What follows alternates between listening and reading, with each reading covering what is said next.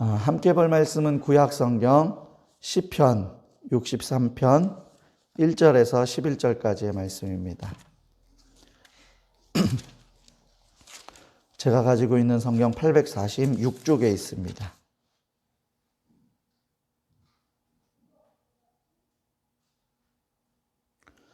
시편 63장 1절에서 11절까지의 말씀으로 제가 봉독하겠습니다.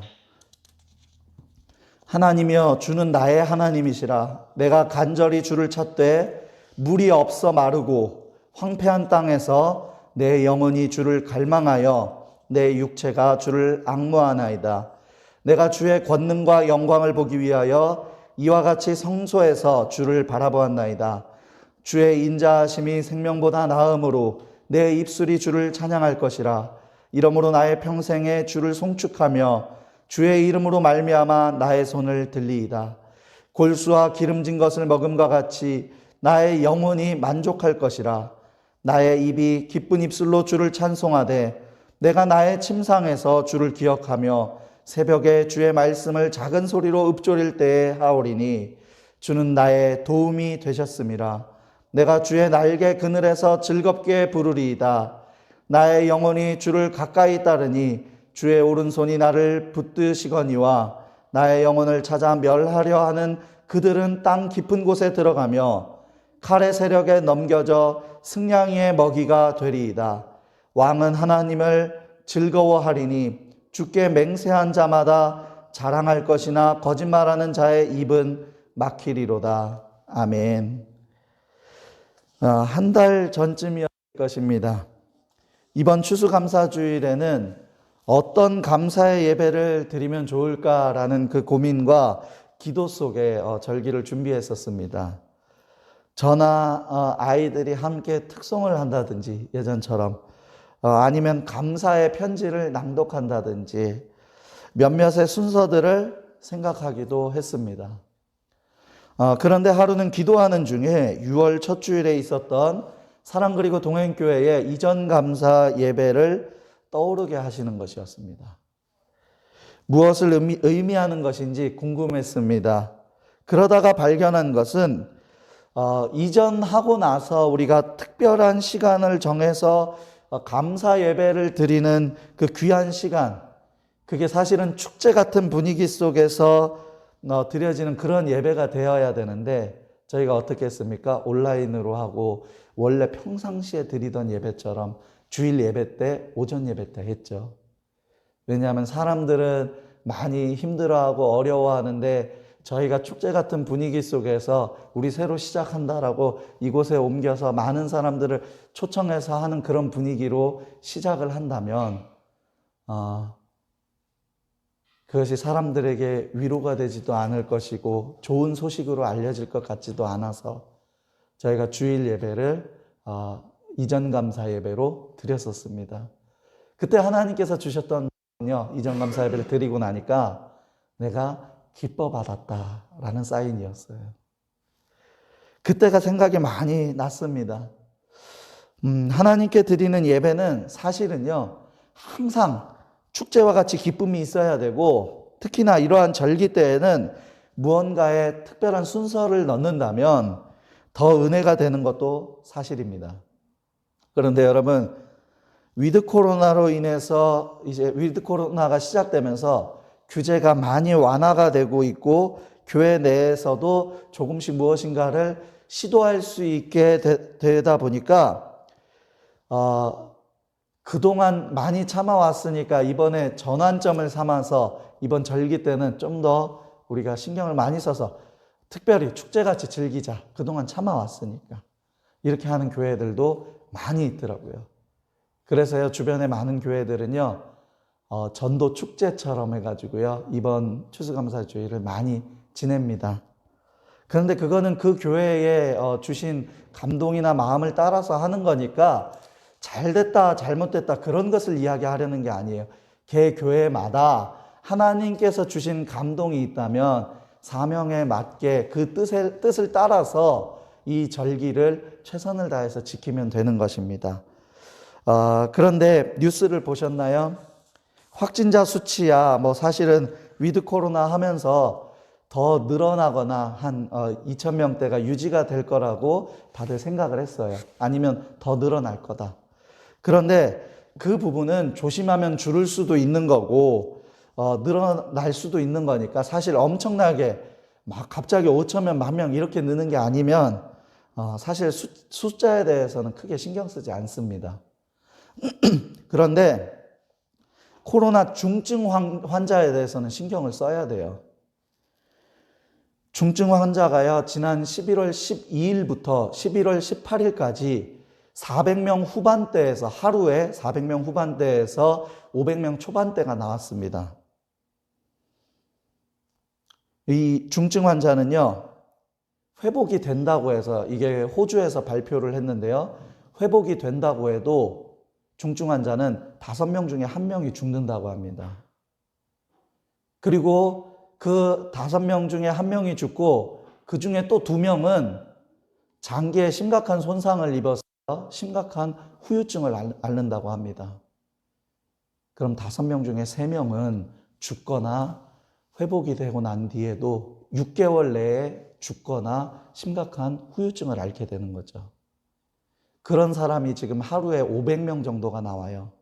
일주일 동안 3,500명이 나왔습니다. 일주일에 3,500명이면은요, 그 3,500명 중에 2,100명은 죽거나 심각한 후유증을 앓게 된다는 거예요. 그럼 마음이 너무 아프잖아요. 일주일 수치가 그렇다면 한 달에는요, 8,400명 정도가 죽거나 6개월 내에는 죽거나 심각한 후유증을 앓는다는 거예요.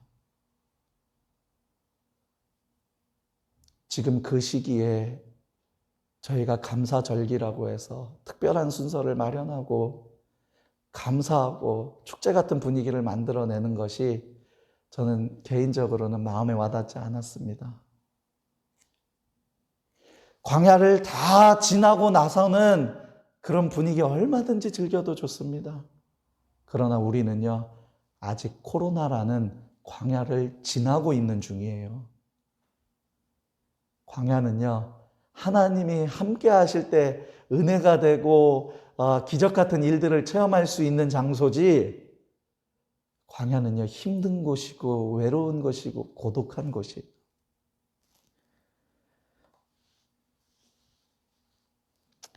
초막절이라고 불리기도 하고 1년 동안 거둘 수 저장한다 그래가지고 거둔 것을 저장하는 의미에서 감사의 고백을 한다고 해서 성경에서는 수절이라고도 합니다. 그것을 미국에서 처음에 미국에 도착한 청교도인들은 추수감사주일이라고 했죠. 네, 좋은 절기예요. 그런데 이것이 만약에 하나님께서 우리가 지금 광야 가운데 있는 것을 알고 계시다면 이 절기가 과연 평상시에 일상생활 속에서 드려지는 절기와 광야 때 절기가 똑같았을까라는 질문을 해봤습니다. 곳곳에 흔적을 찾아봤어요. 보니까요, 똑같지 않아요. 광야 때는 광야에 맞는 모습이 있고요. 일상생활에는 일상생활에 맞는 모습이 있고요.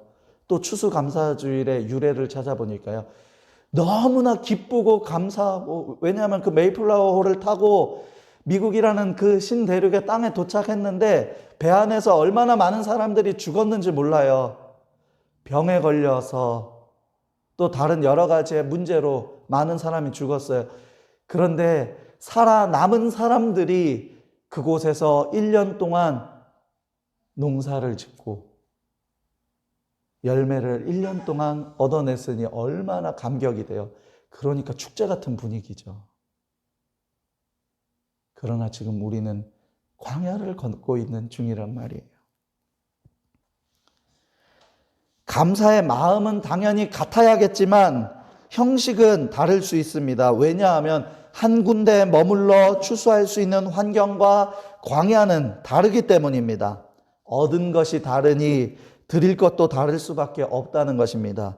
여러 가지의 이유로 축제같이 마음껏 기뻐하고 화려한 감사의 제단을 쌓을 수는 없지만 우리의 인도자가 되시고 우리를 사랑하시는 하나님 앞에 변함없이 광야에서도 감사의 제단을 쌓아 최선을 다해 주께 예배드릴 수 있는 사랑 그리고 동행교회의 모든 예배자들이 될 수 있기를 주의 이름으로 축복합니다.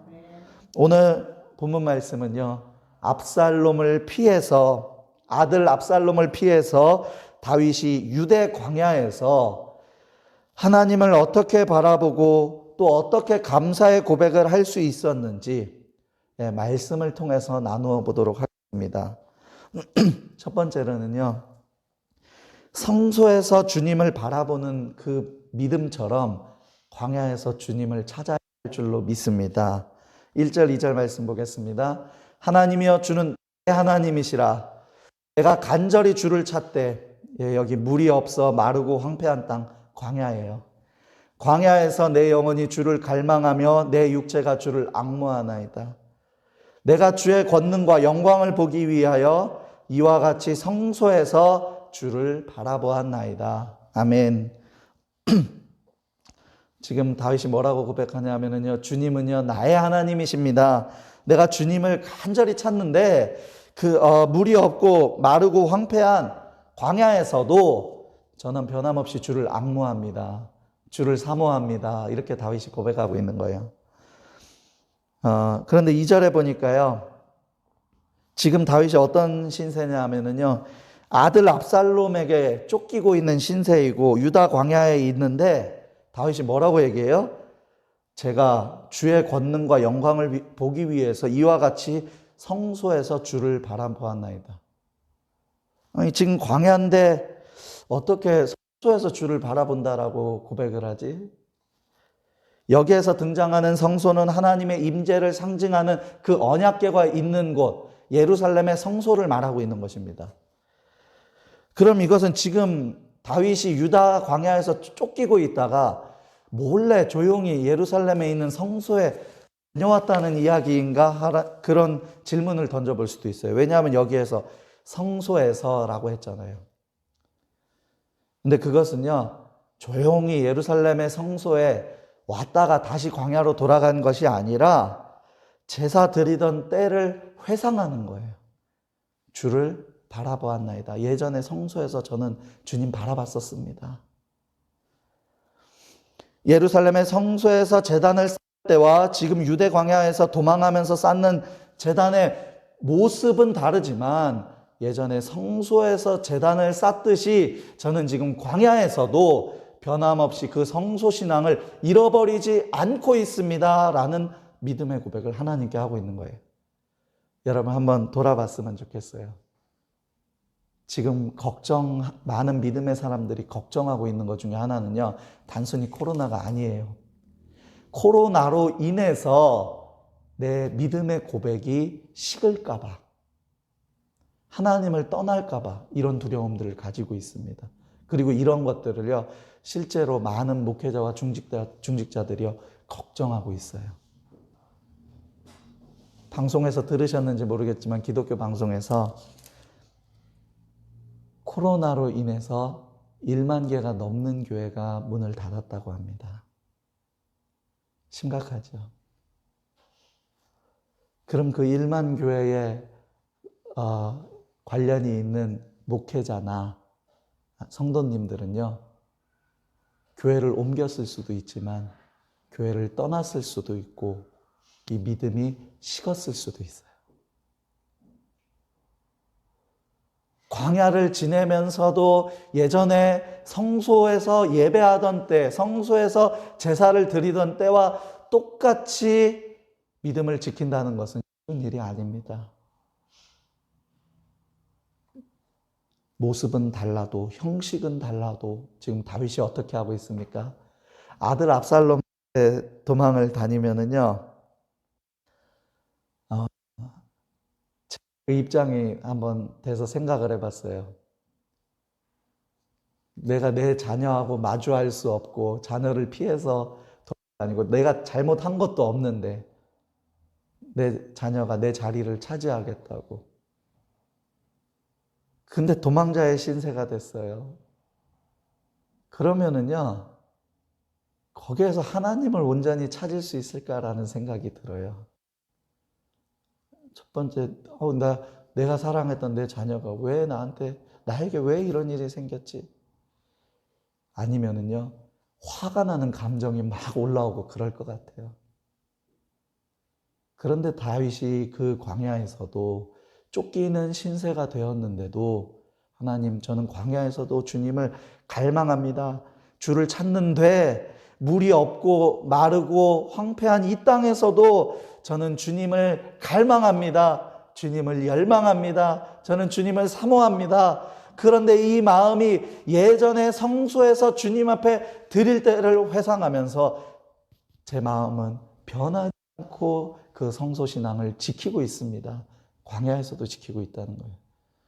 우리가 코로나 때 이 광야를 지내면서 그냥 예전의 교회 문화를 지키고 예전의 교회 어떤 사역을 지키고 거기에 열중하는 것보다, 거기에 집중하는 것보다 중요한 것은요, 우리의 중심을 가다듬고 변함없이 내가 하나님을 사모하는지, 변함없이 하나님을 사랑하는지 그것을 검토해야 되는 거예요. 예배의 모습이나 교회의 사역의 모습은 얼마든지 달라질 수 있습니다. 그러나 우리의 중심은 광야에서나 성소에서나 주님을 갈망하고 최선을 다해서 예배하는 예배자가 되어야 할 줄로 믿습니다. 다윗을 보면은요, 어떤 모습들이 많이 생각이 나냐면요, 작고 어리지만 하나님께서 사무엘을 통해서 외모가 아니라 나는 중심을 본다 하면서 기름 부음을 해주던 장면, 또 하나님과 하나님의 백성을 모욕하는 그 거대한 골리앗 앞에서 용기 있게 나가서 싸워서 승리하는 장면, 또 이스라엘 초대 왕 사울에 이어서 두 번째 왕 위에 오르게 되는 모습, 그리고 다윗 하면은 수많은 전쟁에서 승리함으로 주변의 나라들이 함부로 건들지 못하는 강국이 되는 그런 모습들이 많이 우리가 떠오를 것입니다. 그런데 다윗의 믿음과 다윗이 하나님과 친밀한 관계를 맺어가는 모습은요, 그러한 모습들로 맺어갔던 것이 아니라 다윗은요, 광야 생활을 통해서 하나님과 친밀한 관계를 맺고 신앙이 자라났다라고 표현할 수 있어요. 다윗이 사울에게 쫓겨다니잖아요. 그때 13년 동안 쫓겨다닙니다. 십광야라는 곳도 있었고요, 바란 광야라는 곳에도 있었고요, 또 엔디게 광야, 엔디게 동굴이라는 곳에도 있었고요.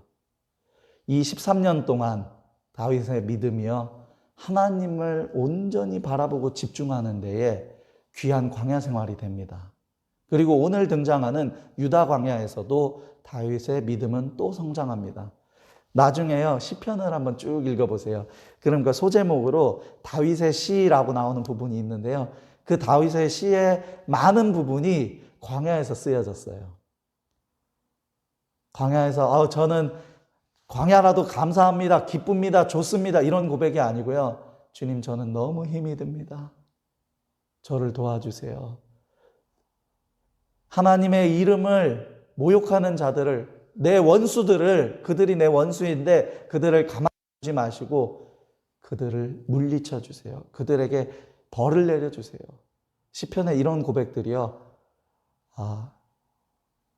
다윗이 광야에 있을 때 고백한 기록들이 많이 있습니다. 다윗은요, 좋은 일들과 사실은 광야에서 힘이 들고 외로울 때에 하나님과 더 깊은 관계를 맺어갈 수 있었어요. 그가 광야에서도 변함없이 흔들림 없이 그리고 끊임없이 그가 주님을 찾았기 때문에 광야에서도 감사를 드릴 수 있었던 것입니다.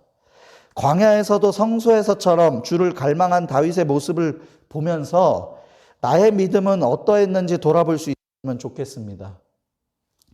어쩌면 나는 광야에서도 성소에서처럼이 아니라 거꾸로 성소에서도 광야 때보다 못한 모습이 아니었는가, 이런 생각이 들기도 해요. 오늘 특별히 말씀을 통하여서 더 굳건한 믿음과 건강한 믿음으로 주님을 온전히 볼 수 있는 우리 모든 예배자들이 될 수 있기를 주의 이름으로 축복합니다. 우리가 잃어버리고 사는 것들이라는 글을 잠시 읽겠습니다. 건물은 높아졌지만 인격은 더 작아졌다. 고속도로는 넓어졌지만 시야는 더 좁아졌다. 부자는 많아졌지만 가난한 사람도 더 많아졌다. 소비는 커졌지만 더 아쉬운 것이 많아지고 더 많은 물건을 사지만 기쁨은 줄어들었다. 나무는 더 많아지고 무성해졌지만 공기는 더 탁해졌고 청계천 물은 더 맑아졌다지만 오수는 더 많이 흐른다. 집은 커졌지만 가족은 더 적어졌다. 더 편리해졌지만 시간은 더 없다. 학력은 높아졌지만 상식은 부족하고 지식은 많아졌지만 판단력은 모자란다. 전문가들은 늘어났지만 문제가 많아졌고 약은 많아졌지만 건강은 더 나빠졌다. 너무 분별 없이 하고 너무 사치는 커졌고 너무 빨리 일어나고 너무 성급히 화를 낸다.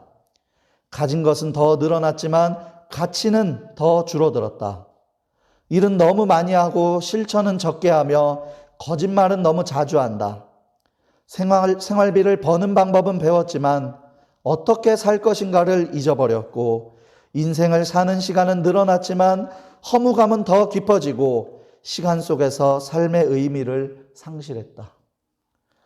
유혹은 더 늘었지만 열정은 더 줄어들었다. 키는 더 커졌지만 인품은 왜소해지고 여가 시간은 더 많았어도 마음의 평화는 줄어들었다. 어떤 내용인가요? 환경은 더 좋아졌지만 잃어버린 것들 역시 많다는 내용입니다. 좋아지고 있는 환경 속에서도 잃어버리는 것이 이렇게 많은데 갑자기 찾아온 악조건의 환경에서는 소중한 것을 지키지 못하고 더 많이 잃어버리는 현상이 생기는 것은 어쩌면 당연한 것입니다. 오늘 광야에서도 성소에서처럼 여전히 뜨겁게 하나님을 갈망하고 사모한 다윗의 모습을 보면서 광야에서도 하나님을 뜨겁게 사랑하고 사모하는 사랑 그리고 동행교회와 모든 예배자들이 되기를 주의 이름으로 축복합니다. 또한 두 번째로는요, 잠자리에 들면서도 주를 고백할 수 있는 믿음이 필요합니다. 3절에서 5절까지는요, 이렇게 손을 높이 들고 주님의 이름을 찬양하는 모습들이 담겨 있습니다. 그렇게 하나님을 높이면서 6절에서 어떻게 이어지고 있습니까? 내가 나의 침상에서 주를 기억하며 새벽에 주의 말씀을 작은 소리로 읊조릴 때에 하오리니 라고 적혀 있습니다. 바로 이 다윗의 이러한 고백이 광야에서도 다윗을 감사할 수 있도록 만들어주는 것입니다. 자, 여러분도 밤에 한번 생각해 보세요. 나는 잠자리에 들 때 어떤 생각으로 잠을 드나 한번 생각해 보세요. 어떤 분은 너무 피곤해서 그냥 주무시는 분들도 있을 거고요. 또 어떤 분은, 저도 가끔 그런데요. 어떤 분은요, 제가 유튜브 많이 보거든요. 그럼 꼭 아내가 잠자리 들기 전에 이제 그만 봐, 끄고 자, 이렇게 얘기해 줄 때가 있어요. 핸드폰을 한참 보다가, 요즘은 그렇게 많이 한대요. 핸드폰을 한참 보다가 잠든다는. 요즘 시대가 그렇대요, 스마트폰. 또 어떤 분은 그날 있었던 일을 생각하면서 반성하면서 잠자리에 든대요. 또 어떤 분은 내일은 또 어떤 일이 있지? 라고 내일을 준비하면서 잠자리에 든다고 합니다. 잠자리에 드는 모습은 다 다른 거예요. 그런데 이 말씀을 보면서 다윗이 참 이런 부분이 참 보고 배울 수 있는 부분이구나. 광야라는 곳이 어때요? 잠자리가 편안한 곳입니까? 불편해요. 안 그래도 지금 도망자 신세인데 아들 압살롬에게 걸리면 잘못하면 죽을 수 있는 그런 입장이고 그런 처지인데 잠자리가 어딜 가도 편하지 않을 건데 거기에다 그곳이 광야예요. 잠자리가 굉장히 불편할 거라는 거죠. 낮에는 도망 다니고 밤에는 잠을 잔다고 해도 편하지 않은 자리. 근데 그 자리에서 다윗이 뭐라 그래요? 내가 침상에서 잠잘 때에도 주를 기억한대요. 제가 만약 아까 말씀드린 대로 자녀에게 그렇게 내가 잘못한 것이 없는데도 쫓기는 신세가 되고 목숨의 위협을 받는 그런 단계가 되면은요, 하나님을 향해서 좀 원망스러운 마음도 좀 들 것 같아요. 근데 다윗은요, 그런 광야에서, 그런 침상에서도, 그런 잠자리에서도 기억한대요. 주님의 은혜를 기억한대요. 그리고 새벽에라고 되어 있는데요. 본문을 찾아보니까 이렇게 나와 있더라고요. 밤중에든지 새벽에든지. 밤중에 새벽에 자고 있는 그 시간에도 일어나잖아요. 그러면은 주의 말씀을 작은 소리로 읊조린대요. 광야에서 힘들고 어렵고 지쳐있을 밤중에라도 잠자리에서도 자다 깨서도 다윗이 하나님 생각을 그렇게 많이 했구나. 그런 생각들이 들더라고요. 요즘에 저도 예전에 애들 어렸을 때 했다가 한동안 못하고 있다가 다시 하는 것 중에 하나가요. 밤에 자기 전에 아이들에게 성경 이야기를 읽어줍니다. 그러면서 아이들에게 기도하면서 마무리를 해요. 아이들에게 읽어주는 것이지만 저에게도 큰 유익함이 됩니다. 그게 무엇이냐 하면은 아이들에게 읽어준 그 말씀을 통해서 거기에 이제 그 내용의 마지막에 보면은요, 다해라 소해라 하면서 기도해주고 얘기해주는 부분이 있거든요. 근데 거기에 가끔 제가 제 이름을 넣어요. 속으로는. 은수야, 너를 사랑한단다. 내가 너를 그렇게 만들었단다. 거기에 아이들 이름을 넣어주면서요, 어쩔 땐 제 이름을 거기다 넣어요. 그렇게 하다 보니까 나는 오늘 말씀 앞에서, 하나님 앞에서 내가 어떻게 살았지? 하루를 돌아보게 되더라고요. 지난 주일날 말씀이 이거였는데 내가 그 말씀대로 잘 살고 있는가? 자꾸 검토가 되더라고요. 하나님 뜻대로 살았는지, 하나님께 기쁨이 되는 하루였는지 생각해 보게 되는 것이었습니다. 그러다 보니 정말 한 가지 마음이 더 분명해지고 훈련되어지는 것을 느낄 수 있었는데 그것이 무엇이냐면요, 감사의 마음이에요. 한번 그렇게 해보세요. 잠자리에 들기 전에 오늘 하루 동안 주님께서 나를 인도해 주시고 나를 도와주신 게 뭐가 있었지 한번 생각해 보세요. 생각 안 하면 전혀 모르고 그냥 지나갑니다. 그런데요, 그날 하루 한번 생각해 보세요. 어떤 날은 그런 때가 있더라고요. 제 잘못이 아닌데 갑자기 끼어든 오토바이와 사고가 날 뻔한 적이 있어요. 그런데 그것도 하나님 지켜주신 거였구나. 하루를 마무리하는 그 자리에서 하나님께서 나를 도와주신 게 뭐가 있었지, 하나님의 은혜를 기억하며 생각하며 묵상하는 시간을 가진다면 하나님께 감사할 수밖에 없는 거예요. 이것이 다윗이 광야에서도 하나님 앞에 감사의 제단을 쌓을 수 있었던 이유입니다. 아들 압살롬에게 도망하고 있는 유다 광야에서 보통은 아들에게 도망하는 자신의 신세를 한탄한다든지 분노의 감정이 생긴다든지 왕의 모습으로 궁극이 아닌 광야에 있다는 사실에 견디기 힘들었을 것인데 다윗은 여전히 변함없이 밤중에 주님을 묵상하고 주님을 생각하는 것이었습니다. 이 모습을 보면서요, 다윗이니까 했지 이게 아니에요. 여러분, 많은 성경학자들이 다윗을 어떻게 해석하는지 아십니까? 사실 다윗은요, 어떤 부분에선 저희보다 더 약하고요, 어떤 부분에서 다윗은 범죄자예요. 근데 성경학자들이 뭐라 그래요? 여러분은 범죄자는 아니잖아요. 하나님 앞에 어떤 우리가 인간으로서의 하나님을 멀리하거나 어떤 그런 말씀에 비추어 봤을 때 우리가 죄인입니다라는 그런 고백들을 하지, 다윗은 실제로 범죄 전과가 있었습니다. 남의 아내를 탐했잖아요. 그리고 그것을 이용해 가지고 충신인 우리아를 전쟁터에, 위험한 전쟁터에 내보내서 죽이는 간접 살인도 저질렀잖아요. 근데 우리는, 많은 믿음의 사람들은요, 간접 살인을 저지르거나 간음하거나 이런 것을요 거의 안 합니다, 사실은요. 근데 다윗은 했잖아요. 어떤 면에서 다윗도야 보면은 약한 사람이에요. 다윗도 그런 순간적인 충동에 의해서 범죄를 일으킬 수 있는 사람이었다는 거예요. 그런데 그런 다윗도 했잖아요. 밤마다 주님을 묵상하고 주님을 찾고 주님의 은혜를 기억하면서 하나님께 감사의 제단을 쌓았잖아요.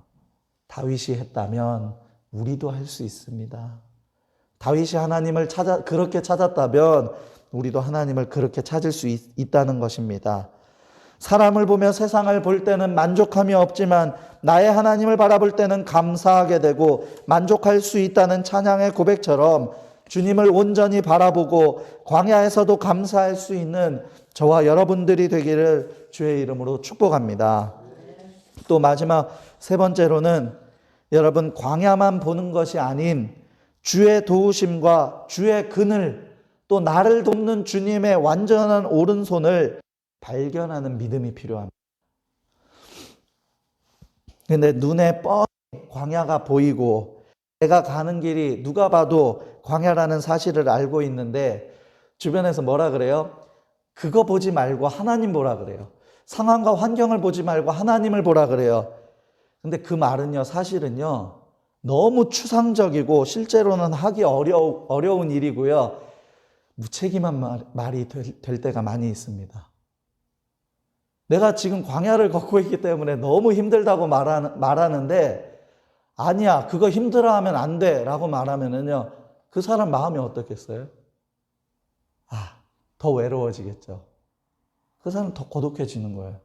근데 우리는 그동안 어때요?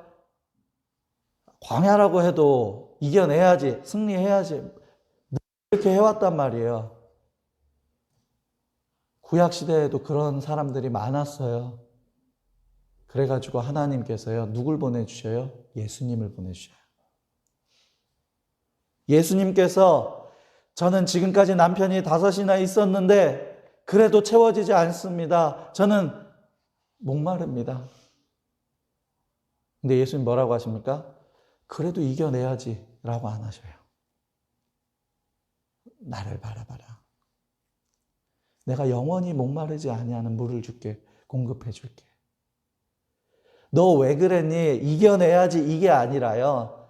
예수님은요, 나를 바라보고 할 수 있는 환경을 만들어 주시고 음성을 들려주시고 말씀을 주신다는 거예요. 그런 모습들을 계속 보여주셔요. 삭개오가 뭐라 그랬어요? 아무 말 안 하고요, 혼자 그냥 나무에 올라가가지고 그냥 혼자 예수님을 바라보는 거예요. 왜? 사람들 틈사이에 낄 수가 없으니까. 자기는 끼어봤자 사람들 사이에서 욕만 먹으니까 조용히 나무에 올라갔어요. 근데 예수님께서요, 삭개오를 알고 계셨어요. 이미 그 이름을 불러주시잖아요. 삭개오야, 속히 내려오라 말씀하시잖아요. 그때 예수님께서요, 삭개오야, 너 그동안 했던 잘못들 그거부터 청산해야지, 그 문제부터 해결해야지, 이렇게 얘기 안 하셔요. 내가 오늘 네 집에 가야겠다. 네 집에 가서 함께 해야겠다. 이게 예수님께서 우리에게 보여주시는 모습입니다. 그런데 많은 사람들이요, 이상하게 말씀을 많이 하는 사람들이, 믿음 생활을 오래 하신 분들이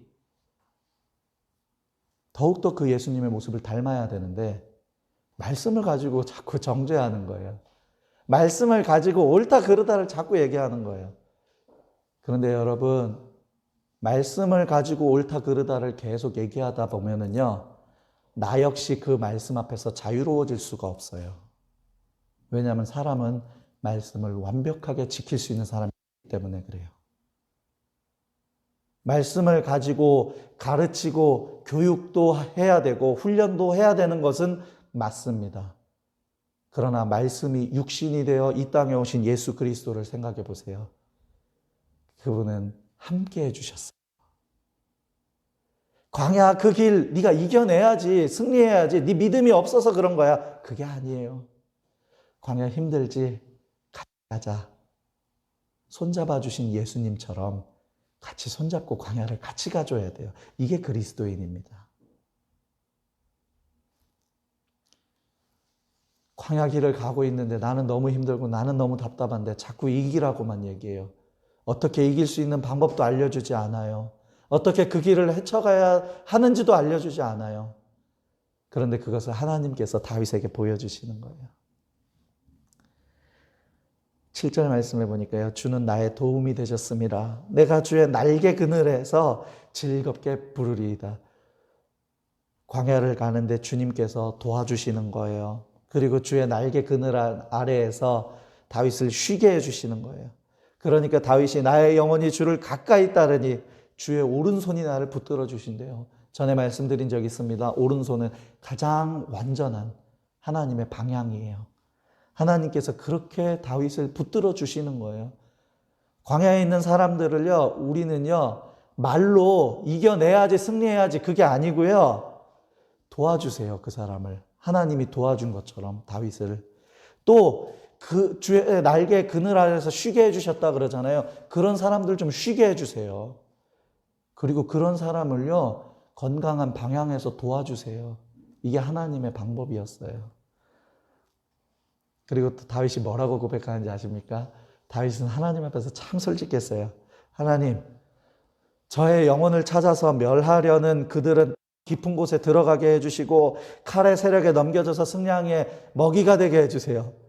왕은 하나님을 즐거워하리니 주께 맹세한 자들마다 자랑할 것이나 거짓말하는 자의 입은요 막아주세요. 저는 이런 부분이 너무 좋아요. 왜냐하면 다윗이요 하나님 앞에서 숨김없이 솔직하게 자신의 감정을 다 표현하잖아요.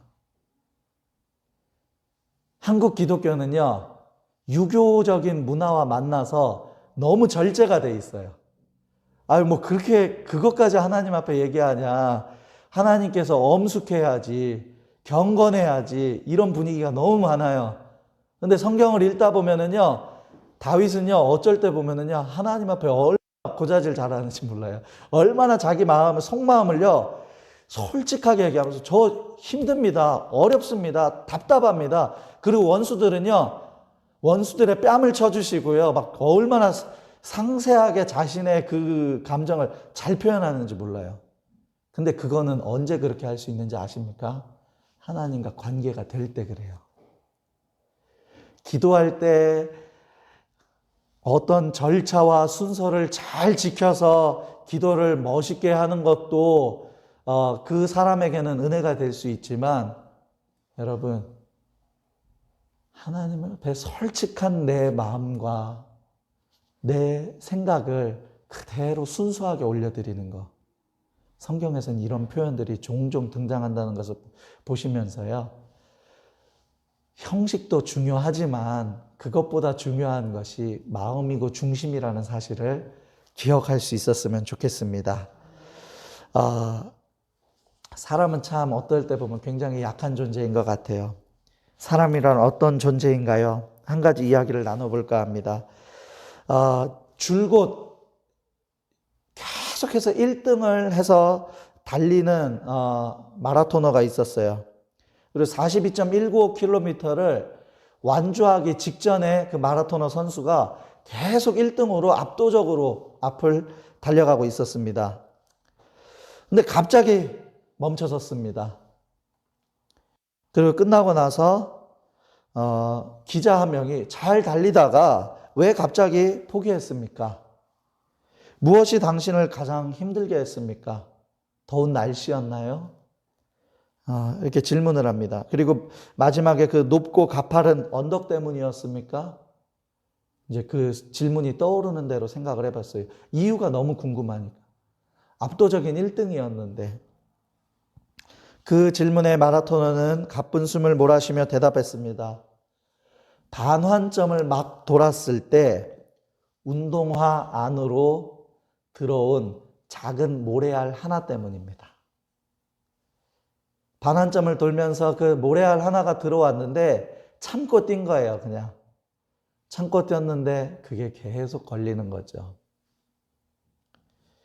질문한 기자의 예상과 달리 그를 가장 힘들게 한 것은 더운 날씨도 아니고 가파른 언덕도 아니고 마라톤의 벽이라고 불리는 30km도 아니었습니다. 대수롭지 않을 것 같은 작은 모래알 하나가 그토록 그를 괴롭혔던 것입니다. 그런데 어떤 때는 보면은요, 어떤 운동선수는 어떻습니까? 축구선수 같은 경우 보면요, 때로는요, 경기하다가 부상을 입었어요, 머리에. 머리와 머리끼리 부딪혀가지고 아니면 발에 머리를 부딪혀서 피를 흘려요. 근데도 붕대를 감고 막 피를 흘리는데도 붕대를 감고 경기를 하는 운동선수도 있습니다. 어떤 때는 보면은요, 똑같은 운동선수예요. 근데 어떤 때는 더 큰 일인데도 그것을 이를 물고 참고 뛰는 때가 있는가 하면은 어떤 때는 작은 문제인데도 그냥 갑자기 내려놓게 되는 그런 경우들도 생기더라고요. 근데 저는 그게 사람의 모습 같아요. 그냥 맨날 다 이겨내고 작은 일 이겨냈으니까 큰 일도 이겨내겠지가 아니라 큰 일은 이겨냈는데 작은 일 때문에 마음의 어려움을 겪게 되기도 하고 참 그게 우리들의 모습 같습니다. 그런데 이 모습을 보면서 이게 우리들의 모습인데 오늘 다윗의 모습을 보면서 배울 수 있는 것이 있었습니다. 시편에서 좀 전에 말씀드린 대로 63편 7절에서 11절까지의 모습을 보면은 다윗은 참 하나님 앞에 솔직했어요. 그리고 다윗은요, 주변 환경을 보는데 더디고 무딘 사람이 아니에요. 그래서 하나님께 더 집중을 할 수 있었던 게 아니라 다윗의 시들을 보면은요, 다윗이 얼마나 광야 생활을 잘 묘사하고 얼마나 자기가 힘든 것을 잘 설명했던 사람인지 모릅니다. 그러니까 그 모습을 보면은요, 다윗은요, 광야가 힘들다라는 걸 누구보다 잘 알고 있었던 사람이에요. 분명 그 광야가 힘들고 어려운데 다윗은 그 광야를 무시한 것이 아니라 어려움 중에서도 그가 주의 도움을 기억했고 주의 날개 아래서 쉬고 있는 자기를 발견하는 거예요. 아까 두 번째 말씀드렸던 것처럼 잠자리에서 하나님께서 오늘 나에게 베풀어 주신 은혜를 한번 좀 돌아보면서 잠들었으면 좋겠다라는 그런 말씀들을 드렸는데 다윗이 쉽게 말해서 지금 그 모습이 뭐냐면요, 다윗은 하나님을 찬양하는 사람이었어요. 다윗이 하나님을 찬양하는 사람이었기 때문에 광야에서도 감사의 제단을 쌓은 거예요. 우리가 찬양이 뭡니까? 라는 것을 분명히 알아야 돼요. 사람들이 찬양하면은요, 그냥 노래로 많이 생각을 하더라고요. 근데 찬양은요, 찬양의 어원을 간단히 설명해 드리면은요, 하나님께서 하신 일들 있죠. 하나님께서 하신 일들, 혹은 하나님을 칭찬하여 높여 올려드리다예요. 물론 우리가 하나님을 칭찬하는 말이 어색하시죠? 이 말이 뭐냐 하면은요, 하나님께서 우리에게 베푸신 은혜, 하신 일들 있잖아요. 그 일들을 기억하면서 하나님을 높여드리다. 혹은 하나님은 하나님이시기 때문에 하나님 자체를 그냥 높여드리는 것. 이게 찬양이에요.